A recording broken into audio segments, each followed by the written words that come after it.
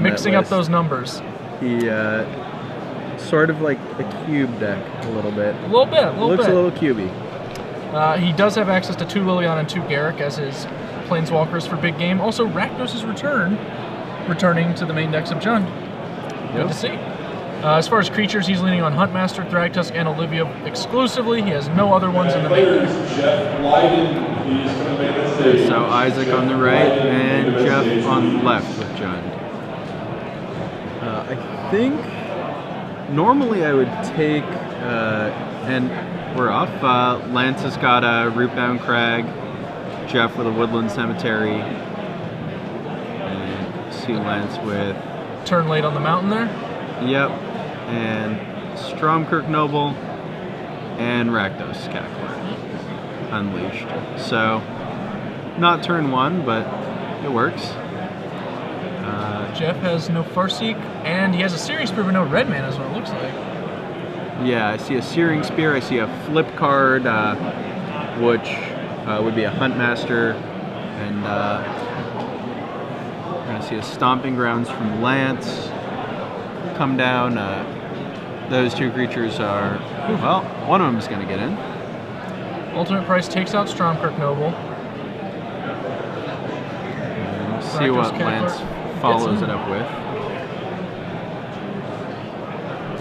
Another Noble. Looks like he's sitting on a Pillar of Flame and something else, perhaps a Hellrider? And there's the Farseek for Jeff, which pretty important. It'll probably get him a red source. I see at least 1 flip card, possibly 2. I think I've seen a Abrupt Decay, an Olivia, and a flip card, and then another card I can't see. I think a Blood Crypt, so... Farseek and pass, not ideal, but he did gain access to red mana that turn, so pretty important. Ooh, that is a Hellrider in Lance's hand. The 4th land he just drew is going to enable it. And that's going to be real rough for Jeff. It's hard to see exactly what it is, but if it is, I imagine we'll see it in a couple seconds. Short order, yep. Yeah. That's 4 mana. I have a feeling it could be. Yeah, that's a lot of damage. Oh, that's a lot. 1, 2, 3, 6, 7, 8, 9. 9, and this Noble is going to get bigger. And a Blood Crypt, it looks like. Not the ideal land here. You have to take the 2, I imagine. Yeah. Passing. I guess we're going with Searing Spear and Abrupt Decay this turn is the line. Okay. Well, I mean, he'll go to 5 if nothing else happens. You know, Huntmaster could do some work here. Searing Spear takes out the Hellrider, Abrupt Decay takes out Stromkirk Noble before it can get too much bigger. And Jeff does go down to 5.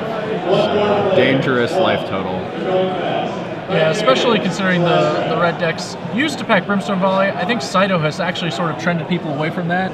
Once you start seeing, especially cards like Burning Share Emissary, you feel a lot safer. And that guy, they probably just copied Saito's list, not running their 1.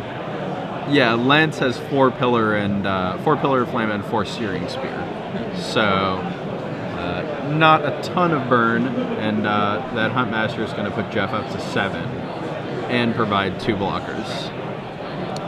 Yeah, we've got the Cavern on Beast there for Thragtusk. Yeah, if Lance doesn't muster up something like another Hellrider soon, he might actually be in a lot of trouble. Ash Zealot's pretty good, and Pillar. Pillar will take care of the Huntmaster.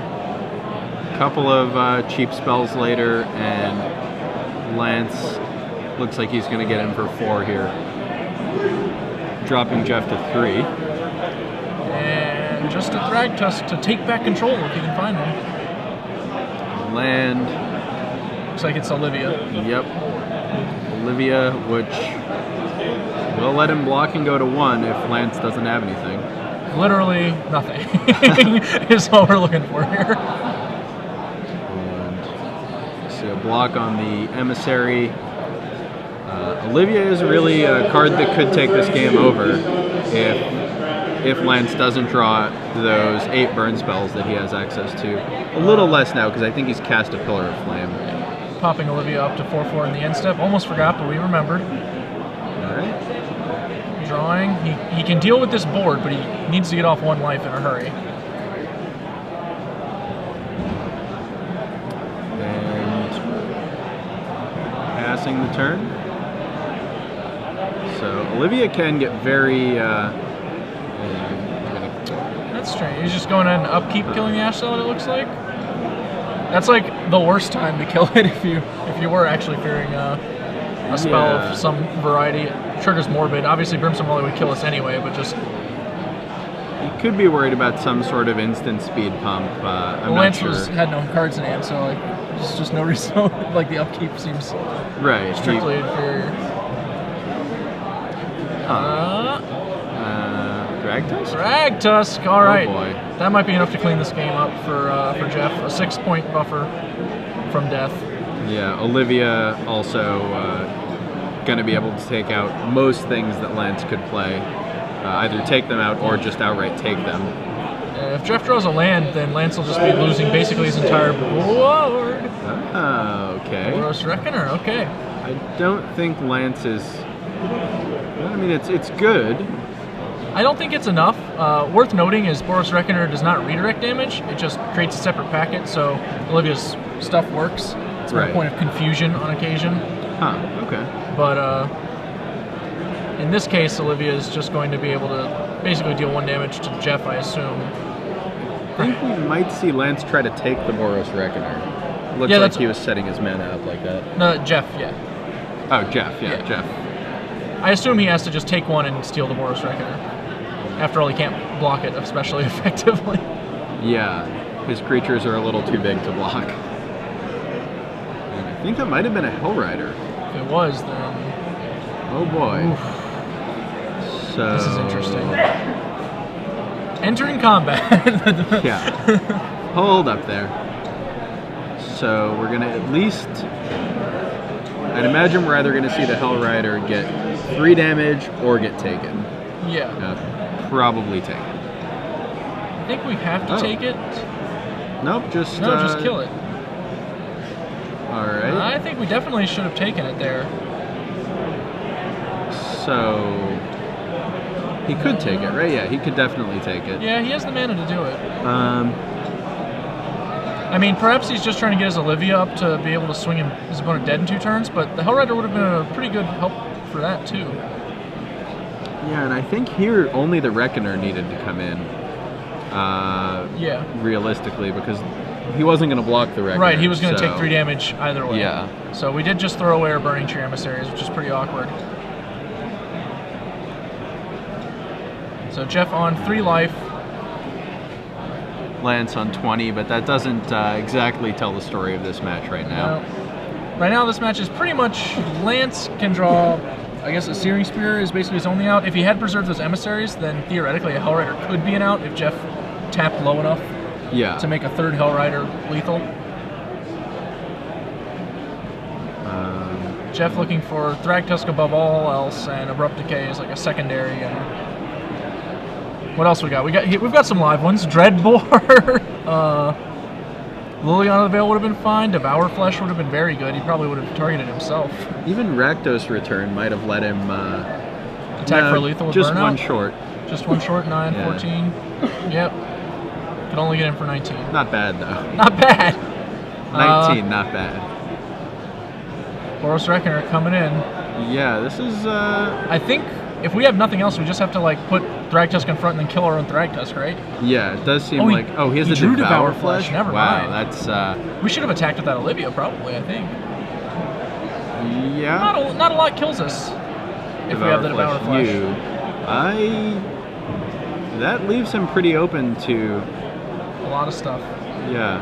I feel like this... the Devour Flesh maybe should have been used a little more defensively. But we'll see how it ends up. Olivia is going to get bigger here, and Devour Flesh, I believe, can be used to target yourself. Yes, you can definitely target yourself with it. Doing a little math, he wanted to see if he could get the kill. He has 4 more damage available. Yeah, he can at least increase the Olivia by 2. I actually think he had it this turn. He could put the Olivia to 13. Attack with Thragtusk is 18. He has a Pillar Flame in the hand for 20. Okay. For some reason, Lance is at 23. I'm trying to figure out how. Oh, the Devour Flesh. Oh, Devour Flesh. Yeah, we forgot right. the Devour Flesh because we were assuming we target ourselves. Not Lance. But yep, so we wound up a little shy. But yeah, Jeff takes one from up against the wall for a long series of turns there.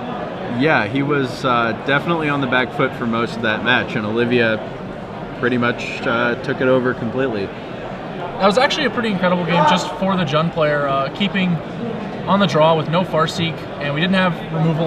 Well, we had the ultimate price on turn 2, but then we had to, take a Shockland hit on turn 4. Yeah, Shockland hit, had to get a red source off Farseek with no land drop. Yep. He was definitely very far behind. An impressive comeback there. Thragtusk helps a little. Now, if Lance had opened on Mountain instead of Rootbound Crag, just had those 2 cards switched around, probably just completely different story.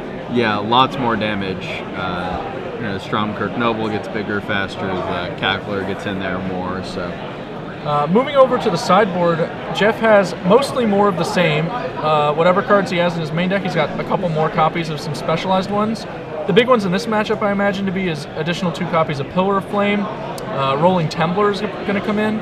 Probably Barter in Blood. And maybe Liliana the Veil. I'm not sure if he wants a third one, as she's not especially powerful, but she does do some damage. As for boarding out, I imagine his Rakdos' returns will leave pretty quickly. Staff of Nin, probably don't need that. And trim down on Olivia, if not, get rid of her completely, I imagine. Probably go down to 2, though, I think, just because he's a very creature-light version of Jund. He can't really afford to get rid of every threat. Right. On Lance's side, he's got Grafdigger's Cage that probably won't come in. Blasphemous Act that I also don't see coming in. 4 copies of Skullcrack to sort of counter part of Thragtusk. I think he'll bring those in. I mean, if you're not bringing them in against Thragtusk, I don't know when you are. Sphinx's Revelation, but I imagine Thragtusk those are just pretty strictly good. better than Pillar of Flame in this matchup. Huntmaster is pretty beatable considering how many spells you're casting, and they can't afford to pass turn. But yeah, you're hoping that they're not gonna be able to play Huntmaster and not have to block with it. Right. He's got 3 copies of Mizium Mortars, which, similar situation. Is he really going to want to use that on a Huntmaster? Is he going to be happy if the game gets to the point where he can overload that? Probably not. 4 Volcanic Strength, which is not great against all of the removal that Jeffrey has, but the Mountain Walk is definitely interesting. Letting him get through Huntmaster, letting him get through Thragtusk. It's interesting, I think, because there are 2 schools of Jund, and I think the Volcanic Strengths are much better against the ones that run a lot more creatures, especially Vampire Nighthawk, where Volcanic Strength just lets you slide right through those guys. Pretty good, but obviously Jeff's not running that list, and it's hard to say if Lance has seen enough cards to make that kind of a prediction. He may be used to not citing in Volcanic Strength, he may be used to bringing it in. We can't really tell just sitting here. Yeah, I think, it is hard to say. I think I would be tempted to bring in a couple of Volcanic Strengths in this situation. I don't know if I'd bring in all 4 though. That would probably be a little bold. Yeah, bringing in 1 or 2 though. Maybe the things he has to cut. I'm not actually a huge fan of Hellrider in this matchup. I think it's expensive and vulnerable to ultimate price and Searing Spear. It gets around Abrupt Decay, but I feel like if you have a bunch of creatures to make Hellrider good, you just want more cheap stuff. Sure. Not being able to cast Hellrider on 4 seems really potentially bad. So. And obviously, dodging Abrupt Decay is not that big a deal for this deck, considering every other creature in the deck dies to it. So it's like, oh man, I can't kill that Hellrider. Well, what will I do with this spell? Right. I guess I'll just point it at that guy.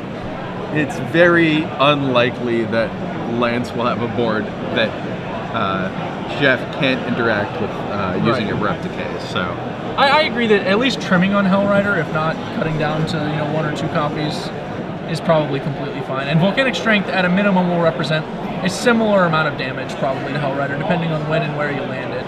Yeah. And it's cheaper, so you don't risk not being able to cast it on 4. Yep. We did just see Lance keep a very land-light hand that wound up working out, but mostly because he drew 3 running lands and curved out. You know, if one of those wasn't there, the Hellrider comes down a turn later, completely different game. Yeah, definitely. So we see Skullcrack. I think, yeah, that is a Skullcrack. A couple of mountains. See a Reckoner as well in the back there. So yeah, maybe a little bit of a slower hand from Lance. You see no 1-drop, but this deck can definitely make up for it if it's got one of its explosive starts on 2 with the Burning Tree Emissary and anything else. I see a Burning Tree Emissary. I think we are going to see that. And is he going to do anything with the mana? Another Burning Tree Emissary, and I think I saw a Hellrider there. Yeah, I think I saw a Hellrider as well. He's left in some number of those. Note he declined to Skullcrack there, going for hoping to stop the Thragtusk rather than just getting in his Lava Spike. Probably correct. I think that's very reasonable. Probably going to see a Reckoner here and in for 2. It's a fairly good start for Lance, I'd say. You know, not the fastest, but if you're going to start with no 1-drop, you might as well start with this hand. Like, with 2 2-drops. Yeah. Nothing on 1, everything on 2. Just a pass from Jeff, so we'll see if he has anything. Looks like a Huntmaster, Staff of Nin. Looks like a Garruk Primal Hunter. Did I see a Garruk Primal Hunter? Yeah, he has Garruk Primal Hunter. I'm pretty sure he has one in his hand as well. And right on time, Hellrider for a ton of damage. This connects. That's real bad for 11? Jeff. Is that 11 damage? Yeah, that is 11. And assuming we made all of our treasures. Yeah, exactly. Exactly the situation we were talking about, where Huntmaster comes down and it's going to gain 2 and it's going to make some blockers, but it's not going to take over the game. Like, Jeff is just going to have to throw it away to stay alive. So you see Lance draw a Searing Spear and the Skullcrack he had earlier. Yeah, they represent are going to be enough. Master here, Wolf here. See where Jeff blocks before. Now, important to note is Lance should use the spear to not alert his opponent to the presence of Skullcrack. Yep, and he does. Yep. So, well played by Lance. You know, real fast draw. Jeff didn't put up much resistance, and nice play at the end there to hide that information. And they're going to game 3 after that game probably took a minute or 2. Yeah. I imagine Jeff learned a lesson there where basically you need more than just the 1 removal spell before you're curving into your 4s in this matchup. Maybe a Farseek can make up for it, especially now that he's on the play. A Farseek is much more powerful than tapping out and passing turn with an extra land. But you really need to be interacting with basically every turn. On the draw, having a high number of 4 and 5 drops like he did, and a 6 drop like he did in that hand, it's hard to hard to assume you're going to be able to do those things. Yeah. And he wasn't. So yeah, we'll see what kind of what he can put together in this next game. If he can stop that early aggression, if he can get out ahead of it with Farseek and being on the play. And Jeff is done with Magic. Oh, grabbing it back. He changed his mind. Nobody quits forever. He quit for like 10 seconds at most. It's true what they say. You know, those hands I think are actually among the tougher to mulligan in the game of Magic. You know, when you've got like 3 or 4 spells, 3 or 4 lands, but they're the wrong spells or the wrong lands, and you're kind of tempted to keep them. And in many cases they will pan out, obviously. Like, you can just draw your way in. But especially in matchups where your opponent's playing a deck that does not give you time to rectify what your hand's lacking, it's really just dangerous to keep those hands. Yeah, if you miss, you know, it's not the case where your opponent is not gonna wait till turn 3 or turn 4 to make their first play. They're gonna be, if they have an at all reasonable hand, putting you on pressure immediately, and you know, then you're in a situation where the cards you've kept in your opening hand aren't gonna do anything unless you draw specific other cards to allow you to get to the point to use them. So it's a tempting hand to keep because it does stuff, but you may not always be able to do that stuff. That's true. And of course, sometimes the top of the deck just delivers. Sometimes it does. I mean, and that's, you know, that's always nice. Nice. I myself made a very loose keep in a modern PTQ recently, It was pretty loose. It was on 5 cards, so I get some points for being a little looser than I probably should have been. But the keep was Plains, Tectonic Edge, Bolt, Snapcaster, Snapcaster. All right. That's one of my looser ones. Can't cast any of my spells. Yep. We won that game. Yeah. Didn't deserve it. Just flip the steam vents and it's all good. Exactly. Turn 1 steam vents, go. Yeah. And I was just trying to, our director, rudeness. I'm trying to relate with my stories. When the option is going to 4 cards or making a loose keep, I think a lot of people make the loose keep. I'm saying it's probably still wrong. Yeah. That's coming from someone who made the loose keep and still won. Fortunately, justice prevailed. I did lose the match. All is well. Happy ending to every story. So we see, is that a volcanic strength at the front of Lance's hand? I think so, yes. Looks like it might be. And a Hellrider. Tap land and then a mountain from Lance. Looks like another 2 tap Reckoners. land from Jeff. So this is a slow hand for Lance. Looks like a pretty good hand for Jeff, though. I saw a Searing Spear, I saw Liliana, Pillar of Flame, and a Farseek. So lots of cheap spells, lots of ways to interact. Oh, that Pillar of Flame just got a lot worse, but that Liliana just got a lot better. Yeah, maybe not a lot of ways to interact. And wow. We can't Liliana this turn. We had all tap lands. That's so rough. So missing, well, not missing his 3rd land drop, but missing having 3 mana on turn 3 to Liliana. This could be very problematic. We searched out Stomping Grounds. I think we definitely have to go get Overgrown Tomb here, right? Yeah, having that extra black source to be able to both Liliana and Abrupt Decay, or Liliana and Ultimate Price seems... I think just not getting a mountain on the board is pretty good.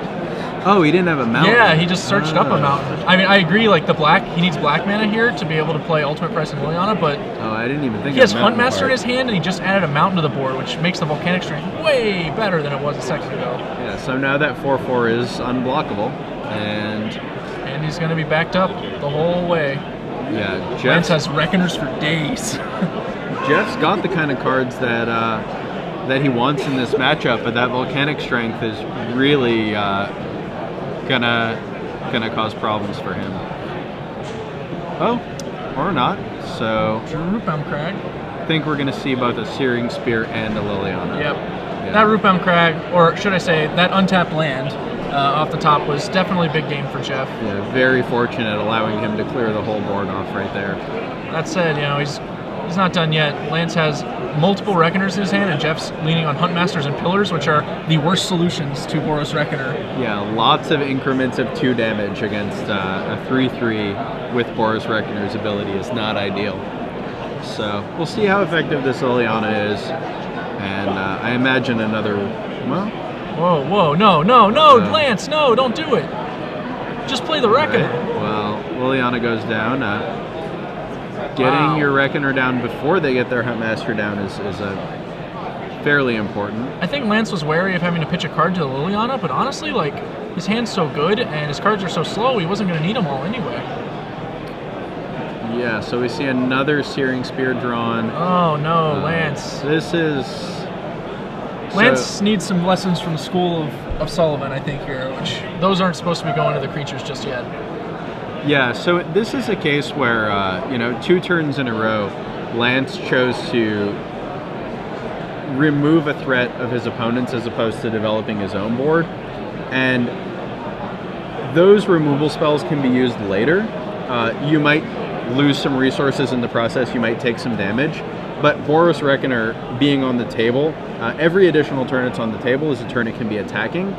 So Lance is giving away a lot of damage in this situation. Now the Boros Reckoner is coming down, really should have been there for a couple turns by now, or could have been there for a couple turns by now. Is that a Keswick Wolf run on he has Jeff's a wolf side? Also worth noting is, Lance's Reckoner was matching up very favorably against Jeff's threats. Like a Liliana on 1, a Huntmaster and a Wolf. These are cards that Boros Reckoner just beats up on. There's really no effective way to guard against them beyond Abrupt Decay, just straight up removing the Reckoner, which is just the trade that card's going to make 100% of the time anyway, regardless of when you cast it. Yeah, so like you were saying, in the situation where he had Liliana in play and Lance chose the Searing Spirit, playing Reckoner, and then attacking it with Reckoner, really Liliana's not going to live no matter what way that exchange ends up happening. So now an Olivia comes down.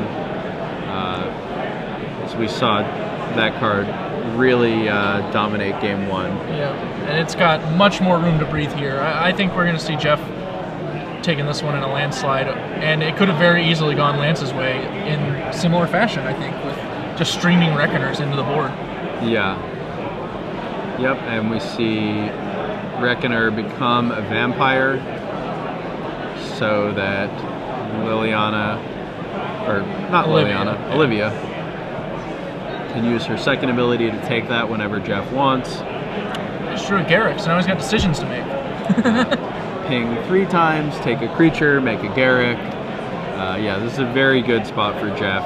At 17 life, it's getting tough to see how Lance comes back, unless he boarded in those Blasphemous Acts. Jeff's going ahead and checking to see how Huntmaster's Flip is going to interact with the Reckoner. I think passing here is a reasonable line. You're going to go ahead and flip, you'll lose a Wolf, but you will get to kill one Reckoner and then untap and steal the other. Yeah. Does he have, 6 mana. So,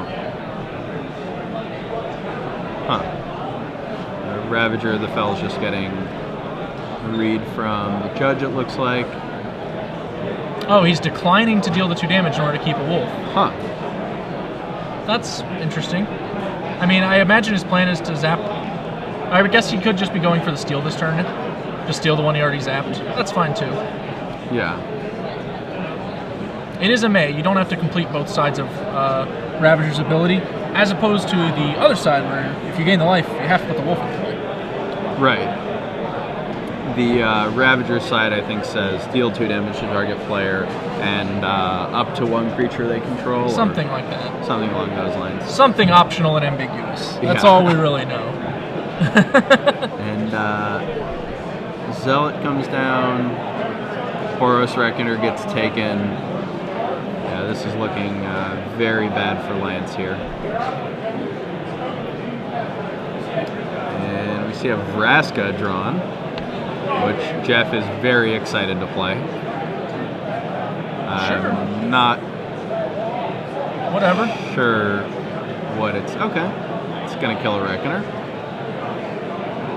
I think there's a temptation to, when you see just an easy solution to a problem, you're really happy about it, even if you had some more convoluted lines available.